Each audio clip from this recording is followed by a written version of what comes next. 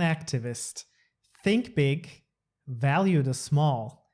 Welcome to the Priceless Podcast.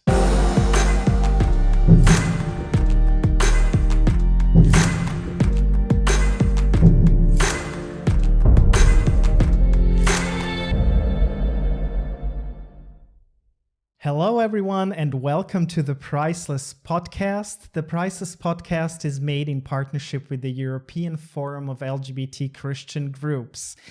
Today, of course, with another guest, a new guest, but it's a country which is already well known from my guests because I had several guests from Poland. But unfortunately, Poland is so often in the news with different LGBT news. Today, my guest is Ushi Pawlik from Poland. Hello, Ushi. Welcome to the Priceless Podcast. How are you doing? Hi, it's nice to be talking to you. I'm fine. A little bit tired, but it's evening, but I'm fine. It's been a good day. Yeah, most people don't actually know when these podcasts are recorded, and it's already past 8 in the evening. So we had a whole day behind us already with so many things happening and working and doing things. So thank you for doing this at this hour and being willing to take your evening for doing this interview. The pleasure is mine. Could you introduce yourself with a few words? Who is Ushi? What would you like our viewers and listeners to know you by? I'd say that mainly I'm an activist. I've been an activist for the majority of my adult life. And that's it. Basically now I'm an activist in the sphere of Christian plus LGBT, which is a very, very important issue for me right now. But I've been an activist in some other areas as well. Professionally, I'm a translator and proofreader and editor. Well, I'm 42. I have a partner and 2 cats. I live in Warsaw. I guess that's it. So I ask all my guests the same question. Could you say what is your sexual orientation and your gender identity? My gender identity is female and my sexual orientation is bisexual. What is your faith background? We're talking Poland, which means 99% Roman Catholic. And I'm a Roman Catholic. I've been born Roman Catholic, baptized, etc. Although my family is not very religious. Actually, this has been an issue between me, adolescent me, teenager, and my parents, because I was very engaged in religion, while they thought it was like a weird thing to do. What about your process of coming out? You're talking about, you mentioned your partner, that you live with a partner. What was your journey to this place where you are now today? I guess it's not a very popular path that I've been walking through or on, because I came out to myself first and then, of course, to the world very late. I was 20-something, in the beginning of my 20s, when I realized that actually this something that I had always thought was like a natural thing for me, that I was attracted to both genders and that I liked contact with both genders, that maybe there's something more to it. And I tried to analyze myself. I really did a lot of mental work, trying to figure out whether I'm not maybe exaggerating or something like this. But finally I came to the conclusion that yes, I am bisexual. And actually, I regularly do a kind of a checkup to make sure that I still identify like this, because identification is very important for me. So I like these little closets that I put myself into, or little boxes. So sometimes, whether I'm not, maybe I have become a lesbian, being 16 years in a relationship with a woman, or maybe I'm rather pansexual than bisexual. But every time I do this checkup, it turns out that, I'm still bisexual. So as I said, it was quite late, and it wasn't dramatic in terms of being out to myself, right? To the world also, although the situation with my parents was very difficult. But apart from this, it's been a rather relatively easy process. And also, I guess you would like to ask about reconciling this with my faith. And honestly, this has been a part of a bigger issue because, as I said, as a teenager, I was very religious. Not in a conservative way, rather in the liberal, modern way. I was part of a youth movement that's quite well known in Poland. That's called Movement of Faith and Life. No, Movement of Light and Life. It's called Movement of Light and Life.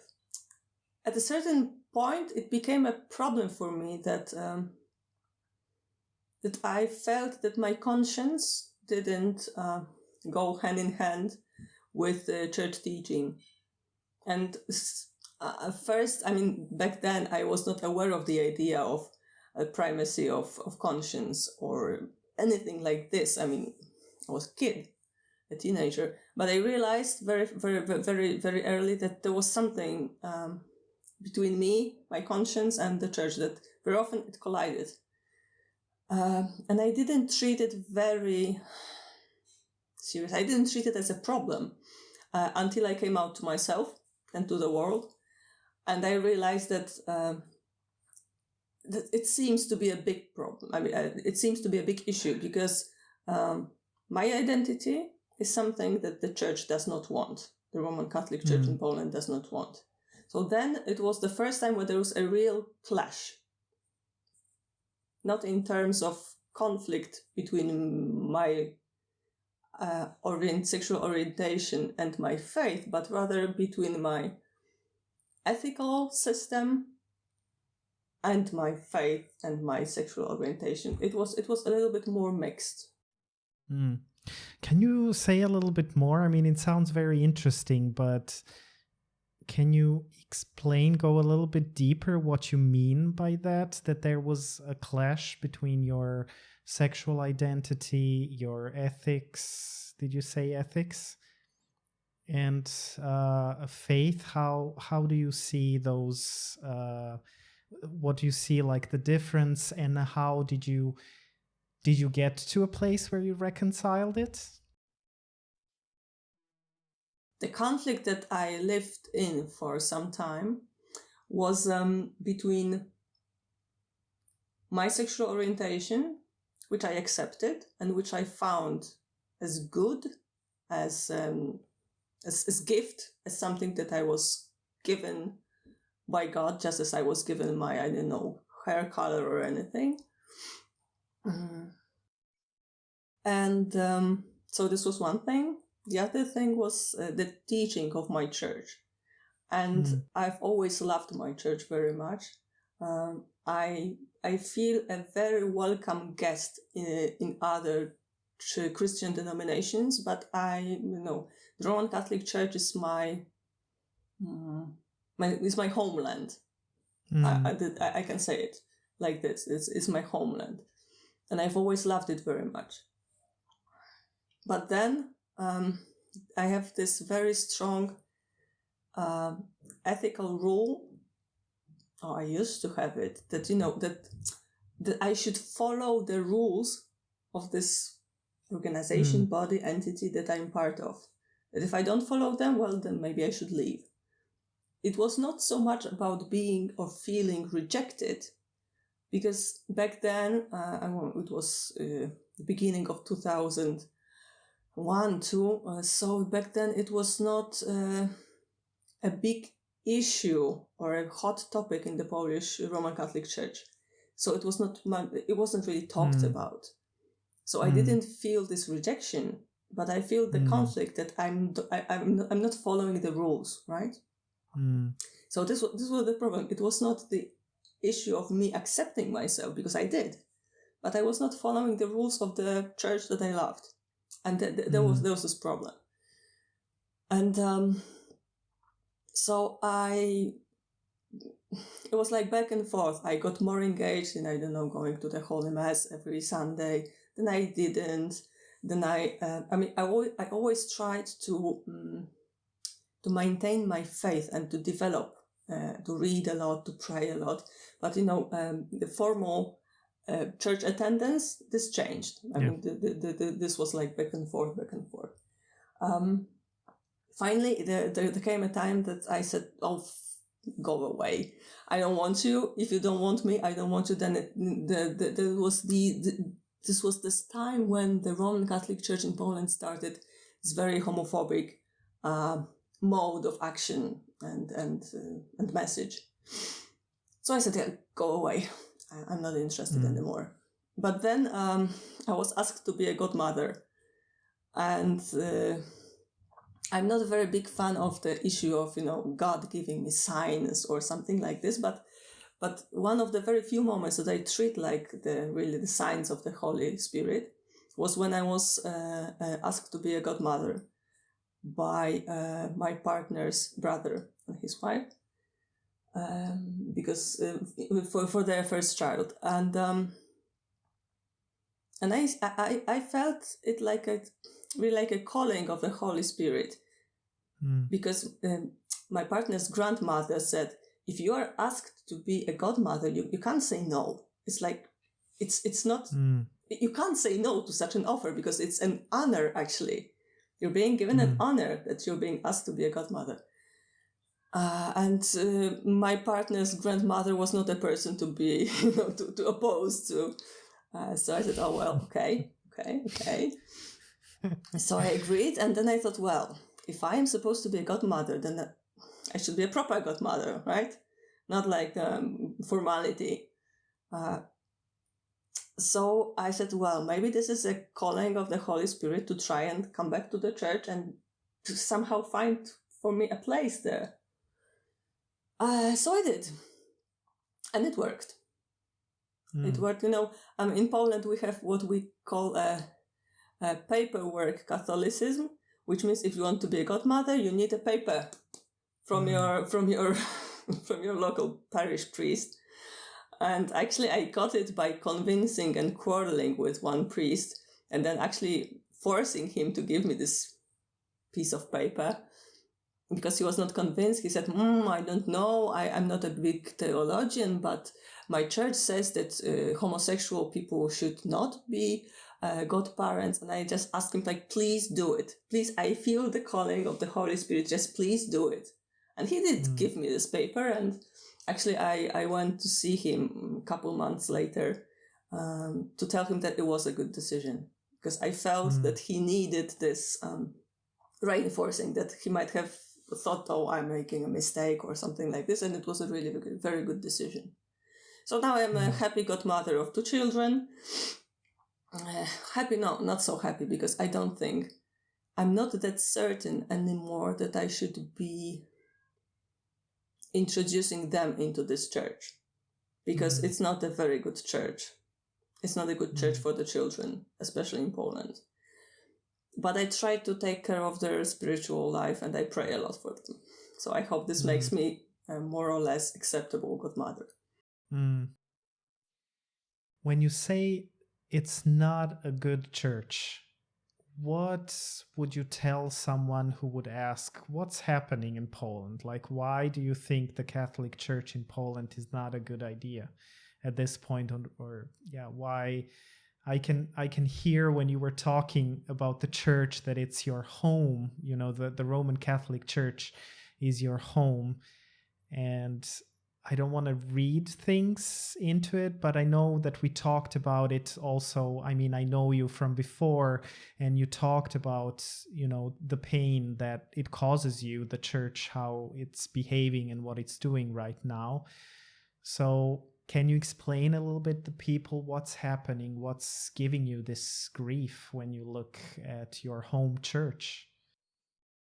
I think this is a problem of the majority of the global Roman Catholic Church, but in Poland it's a really big issue. The fact that the church is very clerical, very based on hierarchy, very conservative. And by I mean, when you say conservative, there it goes, homophobic, very patriotic in this very ugly way, very much into itself, closed, without open thought, without theological development, without opening up for any fresh air, because any fresh air can be a danger, so let's better close. Yeah. I mean, the way I say it doesn't sound that bad, but I can imagine that those of you who know the reality of the Roman Catholic Church, not in Germany maybe, but in the rest of the world, you very well know what it's like to be in this very the issue about hierarchy, the issue about the lay people who are inactive, because if they want to be active, they're just blocked. The initiatives are blocked. The church that is very deeply divided, not into halves, into a big part and a very tiny part, but divided just like the Polish society. The division is so deep that one part just hates the other. And this gives me a lot of pain, because we should not hate one another in the church. Pope Francis has ordered the synodal way. And I'm a big fan of this idea, of this issue. I'm trying to do my best to work for it in Poland in many initiatives. But I can see that it's that the Polish hierarchy, the Polish bishops and also priests see it as something very dangerous and very... it is a revolt. They don't want this rebellion. They treat it as a rebellion from the West, from Argentina and from Germany, and they don't want it. They want to stay in this nice, cozy, warm place where there are no gays, where there are no immigrants. Although the immigrant issue is not so bad in Poland, but that will be another big topic to discuss. But it's homophobic, it's aggressive, it's very primitive in terms of you go to a church and you have a very big chance of not hearing a good sermon, because priests are not well prepared in terms of theology, in terms of psychology.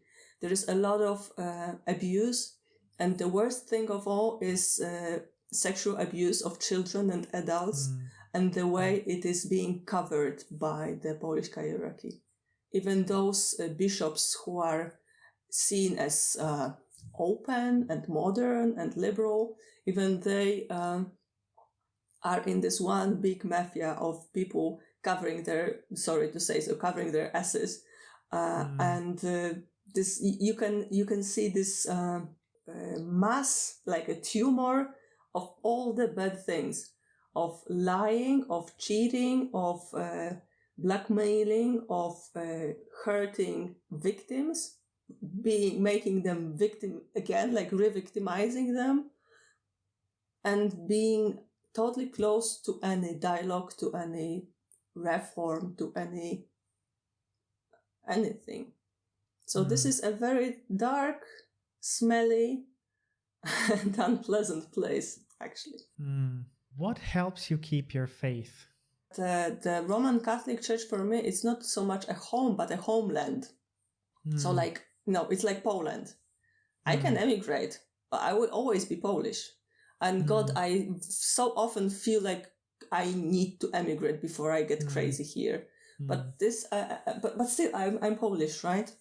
So the Polish Roman Catholic Church, and I'm intentionally stressing the Polish Roman Catholic Church, is a homeland in terms of it's Poland is my home country. It's it's not a very good place to live, but it's mine. I've been born here. I've been raised here. This is my language. Even though I love other languages, this is my culture. This is the place that I live in. And it's the same with the church. And honestly, it doesn't have a lot to do with my faith. I guess that even if I felt excluded from the church in any way, like I did some years ago, my faith is unwavering. I mean, it's I can have some faith crisis or some doubts, but there's this core, this relationship between me and God as Father and, or rather, as I tend to say, parent and Son and the Holy Spirit. And my relationship with this God is something that it cannot be broken. It cannot be taken away from me. I choose to somehow work around this relationship in my church. But I'm not sure if I'm making myself clear. This is not the same. Very many people just make this distinction between faith and religion, and for me this is very clear. There is this distinction, but I'm trying to hold on to one and to the other. And it's easy to hold on to my faith because like this relationship with God, it's obvious for me. My love, my trust, and so on. With religion, it's more difficult, but I treat it also as some kind of a task that I'm given, something that God gives me to do. I hope it makes sense. Yeah, I hope. Yeah, it does to me. And I think it helped where you gave us this image of homeland, of being Polish and living in Poland. You know, it's two different things. So it kind of makes sense. So you mentioned we'll get back to Poland, but right now I'm also interested a little bit more in you. You mentioned that you are with your partner for 16 years, is that right? Yeah. What's the magic? What magic potion do you have? I mean, my partner is a wonderful person, and she's a wonderful person in a way that's complementary to me because there are many wonderful people around. But she's an amazing, open, warm, tricky sometimes, mischievous, but very, as I said, very open and very loving person. And somehow we've managed to fit into one another, not like perfectly, definitely not. Of course, because we're humans, like we're real humans. But somehow we were lucky that, God has put us on one another's path because we're almost perfect for one another. And, this is a gift from God. I'm absolutely sure because when we met, it was like almost immediate decision that, yeah, that's it. Really, I mean, we moved in together after 3 months or something. I mean, it was one of these situations that maybe not at the first sight, but very early we knew that, yeah, that's it. That's absolutely it. We want to settle down together and get old together and so on. So, but if you ask about living in Poland, it's very important that we're both out because I couldn't imagine being in a relationship when I have to live in a closet. And what helps also is an enormous support from the part of my partner's family. I mean, they're wonderful people. They accepted me immediately, like I'm just a partner, no matter the gender, and I'm just in. And they are kind of this big Italian familia. I mean, talkative, energetic, and something that's weird for me because I was born and raised in a totally different family. But, it's like I grow in the warmth of the sun of this family. So it's a very big support. And of course, we live in Warsaw. we are like more or less middle class, educated work, things like this. So this is all support network that helps us, and we are very privileged to have it. And this, of course, makes it easier for us to live. Although every now and then we think Spain or the Netherlands, because these are the two options that we're considering. If, of course, this is a very big if, but well, we have to take it into account. Yeah, I can connect to what you're saying. It's time for a little break right now. We'll be back very soon. I'm thinking about how could I engage more people into supporting the podcast. And some people said, just be more relaxed.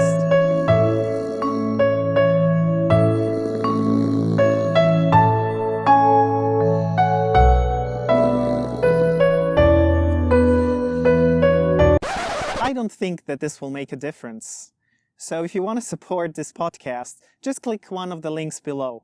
So we started to talk a little bit about Poland, and we hear Poland news about Poland, especially the LGBT community is kind of looking at Poland and worried about some things that are happening and that were happening, and there are new things coming up.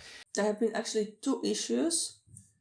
The more recent is a topic of, there has been a proposal, a legal proposal, a law proposal, a bill that was brought to the parliament by a civil initiative. And this required gathering 100,000 signatures. And this law proposal is about banning public gatherings where someone would promote or propagate that marriage can be other than between a man and a woman, with such public gatherings where someone would promote non-heterosexual orientations. So basically, any kind of gay prides, equality parades, things like this would be forbidden. And also any kind of talking in a positive way in publications, in classes, in workshops about non-heteronormative relationships or orientations, and about opening the idea of marriage to same-sex couples. This would be banned. And unfortunately, the law was voted on, and it was not rejected, but by the vote it was sent to a parliamentary committee for further work, which on one hand is a negative thing that it was not rejected. I mean, and of course the discussion about this law was so ugly and disgusting. I mean, there are things you could hear at the parliament, right? It was really awful. But on the other hand, this law being sent to the parliamentary committee for further work means that it can be sort of postponed. Sometimes in Poland we call the parliamentary committees the freezer. So you put this draft law in a freezer and it can stay there for quite a while, even actually forever, because when this parliament finishes its work in 3 years or 2 years, it automatically cancels all the initiatives that were in the parliamentary committees. So well, that's it. Another thing is the so-called anti-LGBT declarations that are adopted by many local governments in Poland, by the local communities, the communes. Actually, there's an initiative that's called Atlas of Hatred, And this initiative gathers all these legal solutions at the local level, and they've created a map. And this map shows that around 1/3 of Poland is now officially declared LGBT plus free or LGBT free. So it's depressing, to realize that you live in a country that's of which 1/3 is LGBT free. Luckily, these local communities adopting these anti-LGBT laws are facing now consequences in terms of financing, European Union financing. So some of them decided to revoke these solutions, these legal acts, but some not. So it's a process, but it also shows social attitudes, right? So when you look at, I remember talking to one of my guests about the LGBT free zones, so-called free zones. Yeah. What can you say? It's about 1.5 years since this was getting started. Is it about 1.5 years? Yeah. Yeah. So when you look at the situation now, what is it like for LGBT people to be in these places, or what are some consequences of Poland or some Polish communities introducing this LGBT-free zones? Are there any news statistics how this influences the LGBT plus, especially youth? I don't know about any official or formal statistics. I think you need to be aware that these anti-LGBT declaration or LGBT-free zones, these are only declarations. Nothing follows. It's not. These are not legal acts that would influence any kind of real life. So what they do is actually create or reinforce atmosphere, right? The attitudes. And this has been increasingly difficult. I mean, I don't have any hard data. I only have my own impressions from what I see in my social media, from what I see around my friends, in my social circle, I would say. And what I can see and hear shows me that the LGBT plus youth is getting, on one hand, more aware of themselves. More and more people are declaring non-straight, right? Non-hetero-normative. More and more is being talked about such identities as non-binary, pansexual. So things that back when I was younger, this just didn't exist. We were not aware of them. So yeah, the young people now are more aware of these differences, these shades of identities on one hand, but on the other hand, they feel, I think that the atmosphere for them is difficult in many ways because we have COVID, which meant months and months of social isolation for them, online classes, not meeting friends in person.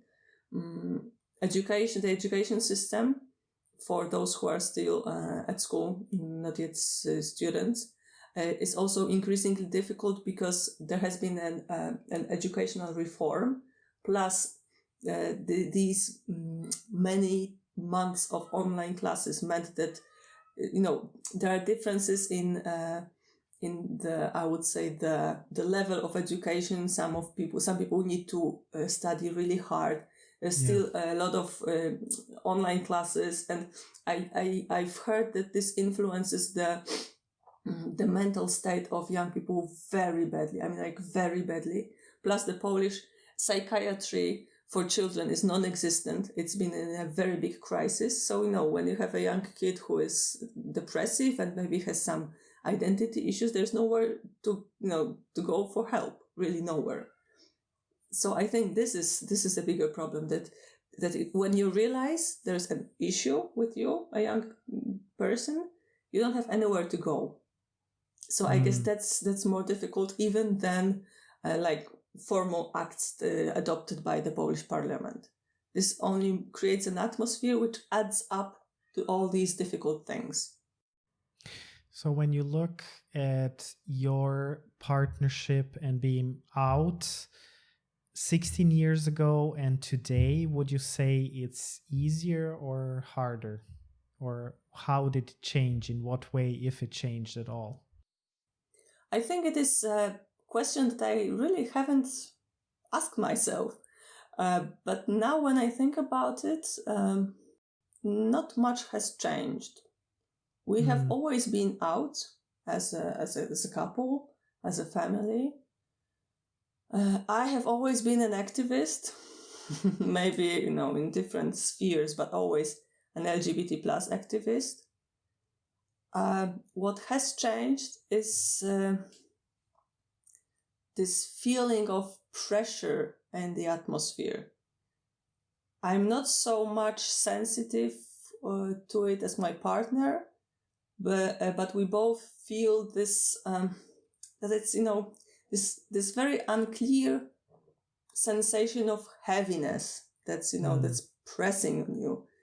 That you look at the news, you open the internet, you have a look at the TV, and everywhere you sense this pressure and this darkness. It's not only about the situation of LGBT plus people, but also about what's happening at our eastern border, the immigration crisis, and the way Poland is handling it, and the way European Union is handling it, as a matter of fact. So somehow this has increased, especially last year or a year and a half. This has been a very difficult time for the Polish LGBT plus community and for women in Poland. Because on one hand, a year and a bit ago, we had the so-called Rainbow Night. So the time of very intense demonstrations and clashes with the police because of one person hanging the rainbow flag in front of one church. So it was a very difficult experience for the community because we were facing such big physical violence and oppression from the state that for many people it was a devastating experience, including me. Plus, there has been a lot of clashes and back and forth in terms of abortion and reproductive rights in Poland. So again, a lot of demonstrations, protests in the public, in the COVID time. So this all makes, for people from my, a bubble, from my zone, makes it really difficult to find energy for day-to-day life. On the other hand, I can't say that anything changed objectively very much. But there's this feeling that it's not very good. When you look at all these laws that happen in Poland, you just mentioned, does it make you afraid? And what is it what you are fearing the most? I'm afraid that many people will get discouraged from any activity, any public activity. That many people will just close themselves in their homes and families. And Poland has never been a very civil society in terms of activity, NGOs, volunteering, and so on. But what I'm afraid of is that this will this will diminish still from 2% to 1%, because people see and will see that it doesn't make sense to be engaged because you don't get anything in terms of you don't achieve anything, any of your aims, of your purposes. Plus, being active means that you're exposing yourself to a lot of hatred, hate speech, but also, just as I said this year ago, physical violence from the police, things like this. So I have this is one of my biggest fears, that the whole society will get so depressed that the young people, the non-normative people, those who are interested in the good of others, that we will become so depressed that we'll just close ourselves in this tiny little, realities of our home, of our room. And this will mean that we're not a society, or the society will be taken over by those who are supported by the government, by the conservative right movements, the more nationalist and xenophobic and so on. So this is my fear, that those fighting for the good cause will simply lose faith. Mm. And where do you see the hope in all of this? Maybe what do you hope for, or what do you maybe see happening in Poland that gives you hope? And you say it can turn out totally different from what it looks now. When I think about my social bubble, I see hope in the fact that many activists, or many people who are simply interested and engaged, are aware of the issue of activist burnout. That they, because you have this tendency that you work too much, you do too much, you overexert yourself without taking care of your own resources. And I can see that an increasing number of people are being aware that you have to stop, take a step back and take care about yourself. This started at the Rainbow Night. Very many people, including me, needed mental support after it. But this is when we realize that we have to take care about our own resources. We have to be supportive and caring for one another in our small communities. And only then can we go and change something. So this is a very big change that I can see recently. And I'm very happy, because this gives me hope that even if we don't achieve our targets immediately, we will stay stronger. We will remain stronger together and as individuals. So this is one thing that gives me a lot of hope. And I'm trying to spread this idea of self-care, self-awareness, care about one another in the community and so on. The thing that gives me hope for the Roman Catholic Church in Poland is the synodal way. I mean, I am deeply devoted to this idea. It's changed recently, because first I thought, well, it will not work, not in Poland. There's no way. We'll rather have a schism, National Church of Poland. But I've met many people for whom this idea is dear, and not only from my part of the church, but also those who are rather conservative, but who still find it very important to go this synodal way, down hand in hand together, and try to find a better way for the church. Mm. And even one bishop is interested in the synodal way. Of course, I'm joking, because they're all obliged to follow the synodal way.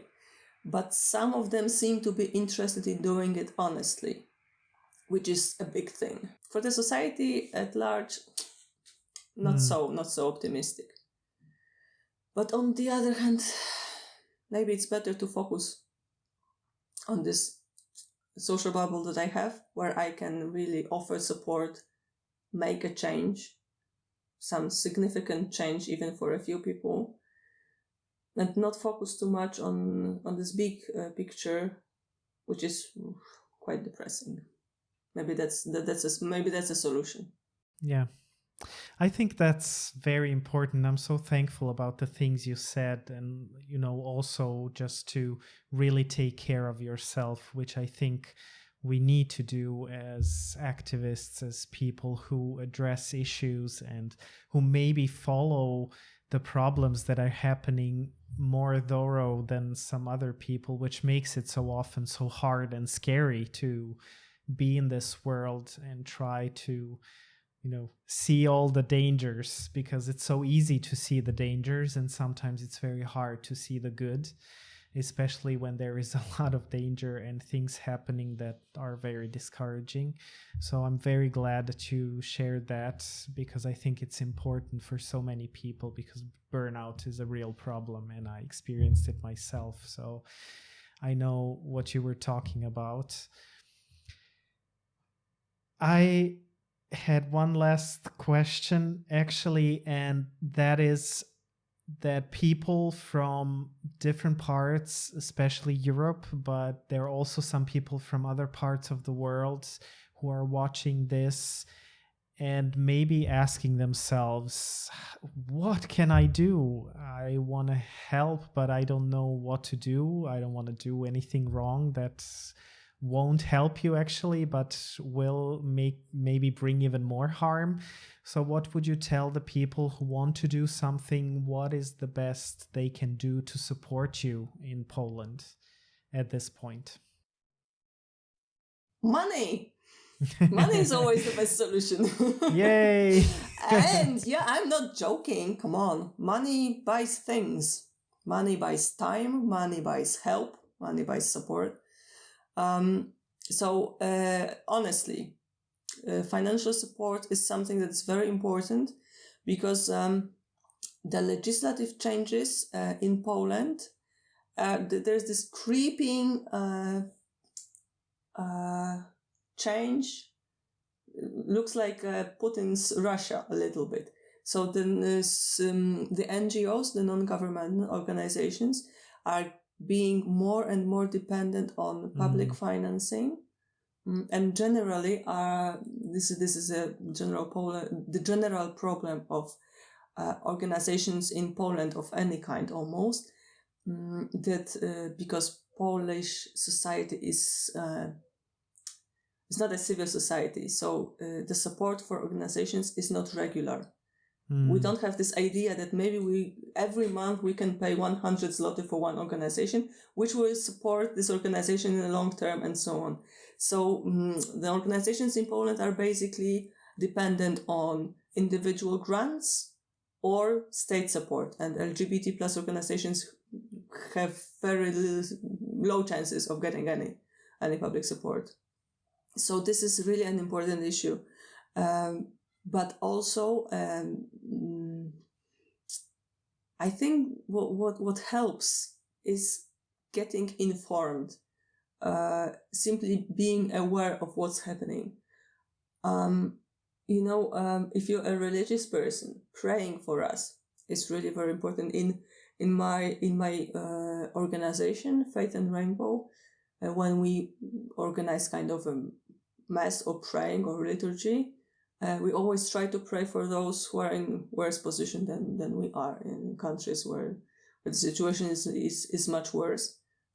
And I believe in the power of prayer. So this is really very important.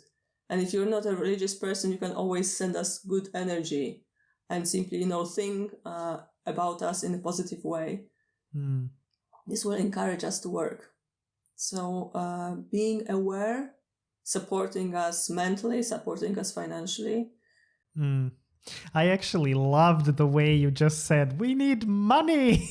Because it is. I mean, it makes the world roll, it's something, it's my truth. I'm always, embarrassed of asking people, we need money, but for the things that we do and for activism, we need the support of the people. And I'm so thankful for all the people who are willing to give. And I want to encourage you, if you have some certain organizations, or I don't know, you're an activist, maybe you are, is there a certain organization that you work for and that you would like to ask the people to donate? So we add it to the links in the podcast description. Okay. With pleasure. So look down in the podcast description. Ushi sent me a link where you can send some donations and help this work in Poland to make Poland a better place, and also to make it easier for the activists to make a change in Poland. Yeah, there are always possibilities where you can be generous. And today I talked to a friend, and we actually talked about this Chinese proverb which says, like, never stop doing good. Doing good is the only pleasure that you can never get tired of. So true. So true, yeah. Definitely. Yeah. So do good. Is there anything that you would like to add that I maybe didn't ask you, but you think, this is really important for me to share? I would like to say a little bit about, because I said that Roman Catholic Church is my home country, while my home and my family is my organization, which is Wiara i Tęcza, Faith and Rainbow. And sometimes people are joking at me because I keep repeating it, that this is my place in the world. I mean, I found my place in the world among people who are LGBT plus Christians or believers or people of faith. And I believe that many of you who are also who also have these two identities, a religious person, a believer, and an LGBT plus person, you know that it's a difficult issue, that these identities are very often conflicting, and also social groups that we identify with are also conflicting. One treats the other as enemies, and we are treated as people with Stockholm Syndrome regularly. So the support that we give to one another in our tiny organization is precious. Is really, this is very important, and it gives me, being in Faith and Rainbow gives me the feeling that I belong, the feeling that I can do something for others, the feeling that I take so much from others, from the people I meet there. I meet an amazing, inspiring people there. And it was really a wonderful moment in my life when I realized that I can reconcile these two activisms. Because I was an LGBT plus activist for many years, fighting for civil relationships, for marriage equality, plus being active in a sphere of culture, LGBT plus culture. But I was always also a religious person, and when I realized that I can, combine these things together, plus I can be an activist there, which is also because I'm a co-leader of a local group, which it gives me a lot of satisfaction to do it. So this is my place in the world. I love it, and I really wish everybody had such a place, such a community, such a group of people. It's, of course, it's not rosy because we are all humans, but I'm really very lucky that God gives me this opportunity to be in Faith and Rainbow. And I want to openly and publicly thank everybody from Faith and Rainbow. If you're listening to it, you are wonderful, and I love you, and I mean it really. You're the best place in the world to be. So that's what I really wanted to say, because this is important. Oh, I'm so glad you added that. That was so beautiful. So I hope that the people from Faith and Rainbow will watch this and hear your message and your love for them, because this was, just touching. Thank you. Thank you, Ushi, so much. Thank you for these last words that you said and what you shared about your activism, about your personal experience, about Poland.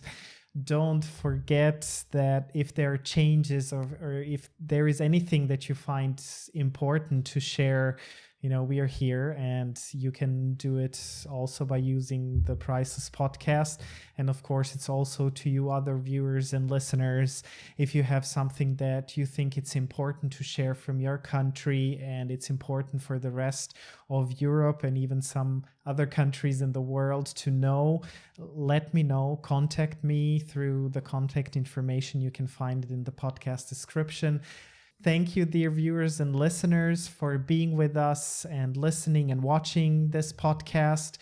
The links will be in the podcast description. Subscribe, like, comment. It all helps this podcast to become a little bit better seen and known, maybe on YouTube, because the aim of this podcast is to be there and support people, and some LGBT people who maybe don't have the possibility to reach an organization or hear this message in live from people, that they hear stories of different people, from LGBT people of faith and their experiences in life, and that they can get encouraged. So share it with the people you think it will be useful for.